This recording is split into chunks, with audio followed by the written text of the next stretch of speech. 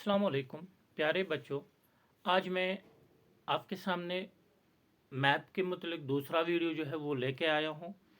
हमने पहले मैप में इंडिया के पोर्ट्स की बात की और नाइबरिंग कंट्रीज़ की बात की। आज के वीडियो में हम बात करेंगे वर्ल्ड की फेडरल कंट्रीज़। तो आपको पहले लफ्ज़ समझना है कि फेडरल किसको कहते हैं। एक फेडरल होता है, दूसरा यूनिटरी होता है। यूनिटरी का मतलब हो गया जब तमाम पावर्स सिर्फ सेंटर के पास होते हैं, सेंटर गवर्नमेंट ही पावरफुल होती है, तो उसको यूनिटरी कहते हैं।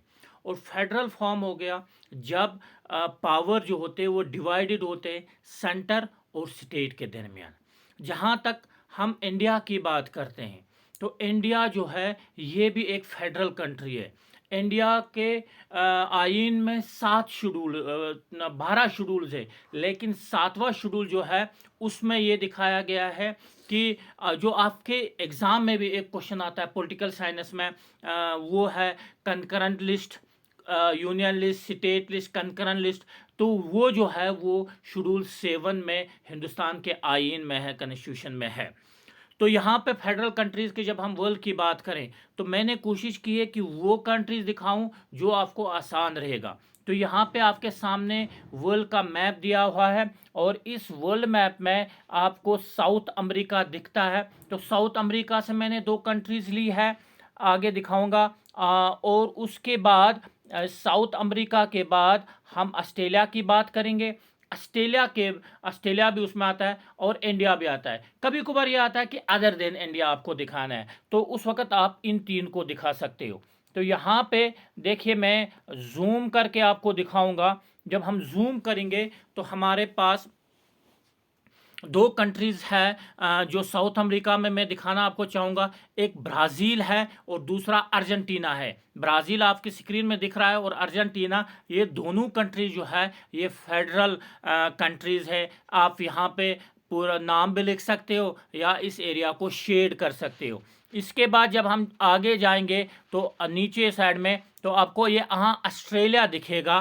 तो ऑस्ट्रेलिया जो है ये भी federal form of the government है। यहाँ भी पावर डिवाइडेड है, एक पर्सन के, एक गवर्नमेंट के पास नहीं है। फिर इंडिया की बात करें तो इंडिया में भी है, जैसे मैंने आपको कहा कि हमारे शेड्यूल 7 के हिसाब से यहाँ पे 3 लिस्ट्स है जो आपके एग्ज़ाम में भी एक क्वेश्चन आता है। इसके बाद मैंने ब्लैंक जो आपको मैप दिया होता है तो उसमें मैंने दिखाने की कोशिश की है। आप इस तरीके से भी इसको लिख सकते हो। ऊपर वाला जो है वो ब्राज़ील आता है, नीचे वाला जो है वो अर्जेंटीना आ जाता है, और उसके बाद अगर आप देखोगे ऑस्ट्रेलिया और इंडिया। तो यहाँ पे हमारे पास 4 कंट्रीज़ को मैंने यहाँ दिखाया है कि जो जो फेडरल कंट्रीज़ है। तो यहाँ पे आप समझ गए होंगे कि यूनिटरी किसको बोलते हैं और फेडरल किसको बोलते हैं। तो इस तरीके से आपका मैप वर्क जो है यहाँ पे कंप्लीट हो गया। तो अल्लाह के फजल से अगर आप जो तीनों मैप्स को अच्छी तरह से करोगे तो 5 मार्क जो है, 5 के 5 मार्क्स आपको मिलेंगे। आपके 5 मार्क्स कहीं ज़ाया नहीं होंगे और आपको पूरे के पूरे 5 मार्क्स मिलेंगे। जैसे पहले वीडियो में मैंने कहा कि आप लोगों को क्या करना है कि उस क्वेश्चन नंबर को आपको वहाँ पर लिखना है और मैप जो है उसमें दिया होता है, तो आप वहाँ पर बनाने की कोशिश करोगे। ठीक है, बना सकते हो तो अच्छी बात है, नहीं तो आंसर पेपर के आखिर में दोनों मैप दिए होते हैं, इंडिया का भी वर्ल्ड का भी, हर एक आंसर पेपर के ऊपर होगा। लेकिन ये जो ज़रूरत पड़ेगा आपको उस दिन जब सोशल साइंस का पेपर होगा। तो अगले वाले वीडियो में हम जो एक और आपका एक इम्पॉर्टेंट 20 मार्क्स जिसके हैं वो है आपके मल्टीपल चॉइस क्वेश्चन जो है उसमें आपके ट्रू फॉल्स भी आता है, उसमें आपके मल्टीपल भी आता है और फिल इन द ब्लैंक्स भी आता है। तो उन 20 मार्क्स के बारे में हम बात करेंगे इंशाल्लाह अगले वाले वीडियो में।